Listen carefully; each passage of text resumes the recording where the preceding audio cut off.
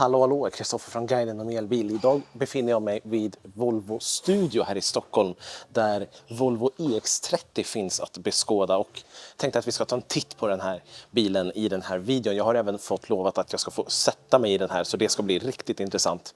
Och jag har ju faktiskt beställt en sån här så det här är extra spännande för mig att få ta på bilen och se på bilen på riktigt. Jag fick inte flyga ner till Italien. Varför fick jag inte göra det, Volvo?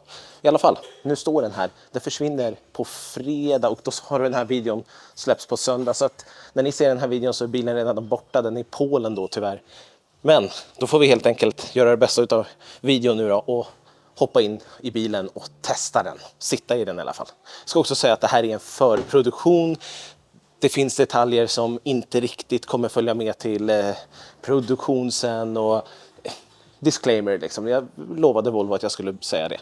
Men nu så tar vi en titt på bilen. Här är alltså Volvos nya storsäljare, volymbilen som börjar på 429 000 kronor i Sverige. Man får då ett litet batteri på 49 användbara kilowattimmar och en VLTP på 344 kilometer. Den konfigurationen jag tror kommer sälja bäst är dock EX30 Core och Plus med det stora batteriet. Det är på 64 kWh användbart och har en VLTP på 480 km. Vi har också priserna på 489 respektive 529 000 kronor. Vill man vara värst så kan man välja EX30 Twin som då kommer med fyrhjulsdrift och gör 0-100 på 3,6 sekunder. Räckvidden är 460 km enligt VLTP och priset startar på 559 000 kronor. Vill man ha ultrapaketet med all utrustning landar vi på 597 000. Bilen som står här är en EX30 Ultra i Cloud Blue med inredningen Indigo Beige. En inredning som idag inte finns i konfigurationen. Och jag tänker att siffror och det kan jag ta i voiceover sen. Nu när jag är här så vill jag mest bara klämma på bilen eftersom medan jag har chansen. Jag tänker att vi börjar här under frunken eller huven. För även om bilen är liten så finns det ju faktiskt en frunk här i. Och det är ju inte så stort här alltså. Det är 7 liter totalt. Det är ju så att du får plats med en laddkabel. Men du får ju inte plats med fler laddkablar. Jag tror jag har 3 eller 4 laddkablar i min Mustang idag. Å andra sidan är det en betydligt längre bil. Den här bilen är 4,2 meter lång. I en liten bil så är bagaget inte så stort och vi har ju inga knappar här eller någonting sånt för att öppna den. Utan här uppe sitter den ovanför L-et. Trycker vi där, då öppnar sig bakluckan. Och här har vi då tillgång till 318 liter, vilket är ganska mycket mindre än XC40. Något som många har trott att den här bilen ska ersätta. Vilket inte är riktigt sant för att den här bilen är betydligt mycket mindre än vad C40 och XC40 är. Men 318 liter. Vi kan lägga det golvet i olika höjder. Så får vi lite högre, inte lika stor lastläpp då. Som om vi har den i botten. Men då får vi naturligtvis mer utrymme att kunna göra någonting med. Där hade vi en 12-voltare, precis vad det jag letade efter. Vi har lite krokar och ingenting utöver det vanliga. Den här bilen ska ju gå att få med drag också. Beroende på vilken motormodell och batterialternativ man tar så kan man få dra mellan 12, 14 eller 1600 kilo som mest. Vi har också kommit ihåg min lossemätare. Så med golvet nere, längst ner så är det 59 djupt, vilket inte är jättemycket att skryta med. Och 93 brett. Ska vi lyfta på golvet då? Då får vi 70 djup istället. Och fortfarande 93 där ja. Och när man fäller så är det fortfarande inte så stort. Men ska vi kolla om vi har någon mått här nu då så är det vad blir det nu? 1,47, men då har jag inte dragit fram sätet så långt det går heller. Men den här är ju faktiskt löstagbar. Och Volvo har ju en XC40 står här borta så jag tänker att vi tar med den här till XC40 så får vi lite större jämförelse hur bagaget verkligen jämför sig med XC40. Här har vi då en traditionell XC40 som har den här fantastiska som tyvärr saknas på EX30 men vilken inte fallt. Så har vi golvet till EX30 här. Så ska vi se. Så kant i kant här ute. Alltså det är bra många. Det är 15-20 cm kvar där inne. Skjuter vi den där åt sidan så har vi vi har ju inte en decimeter men vi har lätt 5-6 cm här i alla fall. Det är väldigt stor skillnad på storlek här, får man ändå säga. Så knappast en bil som du lastar mycket och in med hela familjens packning i. Det här är ju mer en bil för paret eller för singelpersonen i stan. Lite tråkigt att man har tagit bort låsknappen här. Nu kan jag bara stänga den. Varför? Det hoppas jag är en förproduktion. Volvo har ju tidigare haft 2 knappar. En för att stänga och en för att stänga och låsa. Nu finns inte stänga och låsa. Varför är den knappen borta? Men en bakrutetorkare, det är nästan unikt för att vara elbil idag. Laddporten sitter vänster bak och kommer därför passa fint med Teslas laddare. Väljer man det lilla batteriet kan man ladda upp till 11 kW AC-laddning och upp till 134 kW DC-laddning. Väljer man istället det stora batteriet så får man 22 kW AC-laddning som standard, vilket kan vara trevligt om man laddar mycket publikt där det ofta är vanligare med 22 kW än i hemmet. För DC-laddning så ska man komma upp i 150 kW som mest och man ska då kunna ladda 10-80% på 26,5 minut enligt Volvo. Ska vi kolla i det här baksätet? Herregud. Jag har ställt stolen så som jag vill ha den och ja, jag får ju inte plats bakom mig själv, det kan man ju säga. Jag sitter jättetrångt. Jag sitter verkligen med benen jättehögt upp. Det här är ett jättedåligt baksäte. Det är ett baksäte som finns här för att man ska kasta in ryggsäcken. Jag tycker inte att jag som 180 cm får plats bakom mig själv. Om vi kollar bara lite försöka kvalitet. Jag har jättekort tid med bilen. Det här är ju deras veganläder. Denim beige. Finns tydligen inte i konfigurationen än, men av någon anledning så har den här förproduktionen just den inredningen. Så det är inte den här wool som jag har beställt med eller någon av de andra denim jeans eller blue eller green och allt möjligt vad de hette. Jättestort fint panoramatak. Det här är ju ultramodellen. Det skapar, nu är det svårt att säga att det skapar ljus här inne eftersom vi är inne i en bilhall med lågt till tak här nu och lamporna är inte tända. Känns helt okej. Lite plastigt skulle jag faktiskt vilja säga. Ska vi se hur det här som jag tidigare kallade någon kommunlinoleum med matta. Det är ingen höjdare, jag ska vara helt ärlig. Det är väldigt plastigt. Jag vet inte. Jag hoppas att ni hör det. Men här uppe är det traditionellt vanligt tyg som funkar bra.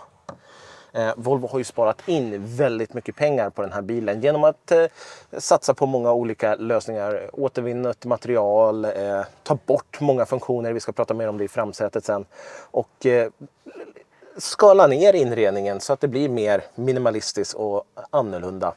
Eller annorlunda, men mindre saker att pilla på helt enkelt. En av de sakerna är bland annat ventilation här bak. Vi har inga galler eller någonting sånt här någonstans, utan den ventilationen som är, det är under stolarna. Och där har jag fötterna. Så att det kommer inte komma så mycket luft här bak heller. Så här bak kommer man inte vilja åka längre sträckor. Det har jag väldigt svårt att tro. Det vi har, det är ju den här lådan som för sig har lite älgar på sig. Det är ju roligt, svenskt, antar jag att man vill att det ska vara. Men det är ju ingen mugghållare. Ställer vi tillbaka den där. Varför den, mittkonsolen är ihålig. Det ser lite roligt ut, men förvaring är väl bra. Vi har också stort förvaringsfack här i stolen, ingenting konstigt. Också en liten påse för mobilen så att säga, så att vi kan ha bara den. Och sen har vi, så att det blir 2 fack i ett liksom. Här i framsätet är det betydligt bättre plats och det känns genast mycket trevligare att sitta här. Stolarna jag hoppas att det här är lite förproduktionsstolar för att de känns inte Volvo. De känns inte riktigt. Jag hoppas att stolarna är mer som XC40 som jag hade tidigare för att de känns väldigt gropiga, tunna, ihåliga. Det känns som att man har sparat in väldigt mycket på fyllnad i stolen liksom. Bra support dock, det tycker jag om. Men en av de sämre stolarna i en Volvo skulle jag nästan säga. Vi har också den här fyrkantiga ratten som är lite speciell. Jag upplever det som sagt sällan att det är ett problem med fyrkantig ratt, men det är väldigt känsligt för många. Knapparna muschiga, tråkiga. Det är ett stort plaststycke. Jag föredrar ju när det är en knapp per funktion så att säga, istället för det här viset. Men det är en kostnadsbesparing. Jag förstår att man har valt att göra så. Jag har inte riktigt fattat vart jag ställer in rattens inställningar, för att det finns ingen spak här längre. Eller så jag som inte hittar den. Så, nu, titta, oj. Så ja. Om jag skulle... Så, nu är jag nog nöjd med hur jag har ställt in ratten. Det här skulle många kunna tro är en fartmätare. Det är det tyvärr inte, utan den bara koll på mina ögon så att jag tittar på vägen och inte någon annanstans. I till exempel de här snygga backspeglarna som inte har några kanter, precis som vi har sett även på Polestar. Riktigt snyggt tycker jag. Kollar vi på vad vi har för spakar här så har vi gått lite Tesla-style. Vi har 2 spakar. Det är en för vår växelväljare. Så. Och sen, vilket trevligt tryck och ryck. Där hade de gjort bra. Och sen har vi lite blinkers och vindrutetorkare och sådana saker på den här sidan. Här har vi som sagt den enda skärmen som finns i bilen. Här högst uppe så ser vi hur långt bilen har gått. Till exempel den här har gått 5 km ser det ut som. Vi har vår fartmätare, vi har liksom vår växelväljare. Allting sånt som vi ser normalt sett i en förardisplay ser vi här uppe istället. Och frågan är om jag tittar så och så... Jag tycker att det är längre bort. Volvo har ju sagt själva att den här sitter tillräckligt högt upp för att man bara ska kunna snabbt titta. Och Tesla menar ju på att det här är en helt fantastisk lösning. Jag är inte helt 100. Jag känner att jag behöver köra bilen för att förstå det här bättre. Jag tycker att det här är längre än det här. Det går inte att komma ifrån. Men som sagt, jag kör inte bilen just nu. Jag vet inte ens om den här går att köra. Eller om det här själva skärmen är ju ett demoläge som inte är klart, har jag också fått höra. Så att allting som jag gör i den här skärmen kan komma att ändras.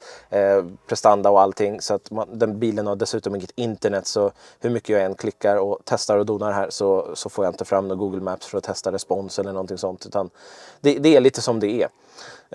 Och jag har redan filmat ett stycke på den här skärmen så att jag tänker att vi går över till det nu.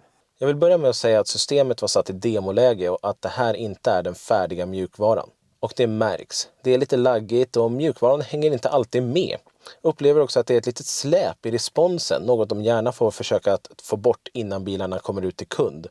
I övrigt så är det Android Automotive precis som i XC40 Recharge. Men här har man gjort om layouten lite. Jag gissar på att det är en nyare version i bakgrunden också. Och listan med appar ser lång ut. Men frågan är hur många användbara det faktiskt finns. Apple CarPlay kommer dock vara en av apparna och det kommer gå att köra trådlöst. Det är synd att man bakat in precis allt i den här skärmen som i ärlighetens namn inte är så pass stor. Och när förarbiten högst upp tar upp en del så blir det ännu mindre. Det kommer inte vara en rolig skärm för video eller till exempel YouTube. Man styr allt härifrån. Klimat, media och till och med varningsblinkers styrs från skärmen. Det känns väldigt riskabelt. Jag gissar att man har tagit bort alla knappar för att det ska bli billigare. Men jag tycker det är en tråkig utveckling. Jag låter klippet gå hela sin fulla längd på 1,5 minut så att den som är intresserad kan se lite av alternativen och menyerna som finns.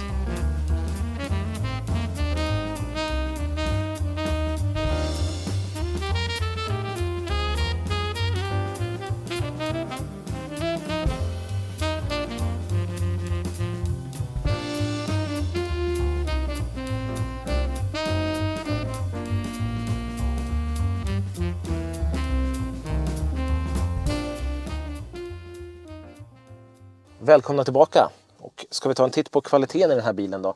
För att det är ju som sagt väldigt mycket sparande som man har gjort för att få ner priset på den här bilen. 429 000 kronor, men det har jag redan säkert skrivit. Och då är ju den här plasten en del av det och jag tycker ju inte att den är snygg. Den känns inte som billig pianolackad plast. Den har lite textur också. Det tror jag gör väldigt mycket för känslan. Men det är ju billigt. Det går ju inte att komma ifrån. Och det känns det också. Här har vi inget handsfack. Och det känns väldigt ihåligt. Hade nästan kunnat varit ett väldigt billig plast här. Här är det lite trevligare material. Här har vi jätteplastigt. Och där har vi tillbaka till det materialet. Längst fram här har vi vår enda ljudsystem i bilen helt enkelt. En soundbar som går längs med hela bilen här och som ska ge hela bilen ljud. Det finns inga högtalare i dörrarna eller bak eller någonstans annanstans förutom just den här soundbaren som är här framme. Och det är för att få dels spara pengar. En soundbar är billigare än att sätta högtalare över hela bilen. Men också för att man ska få mer utrymme i dörrarna. Det är jättestora fickor i dörrarna och gott om plats för att kunna ställa ner flaskor eller vad det nu är man kan tänkas vilja ha. Även väldigt gott om plats här. Och vi kan lyfta på lucka här för att få fram 2 USB-C och lägga mobiltelefonen eller någonting. Så kan vi fälla ner luckan igen. Här kan vi nog också ställa vår mobiltelefon. Japp, det gick alldeles utmärkt. Och där är det även trådlös laddning, det är så tjusigt. Här i mitten så har vi så att vi kan höja och sänka fönstren. Titta, kan man ha armen ut här. Få riktigt bondbränna på armen. Men vill vi sänka rutorna i bak, då får vi göra något så här dumt som även Volkswagen har gjort. Man får trycka på rear och sen så får man sänka i bak. Ska jag höja upp där igen, så. Och så markerar vi bort rear. Frågan är hur mycket det används.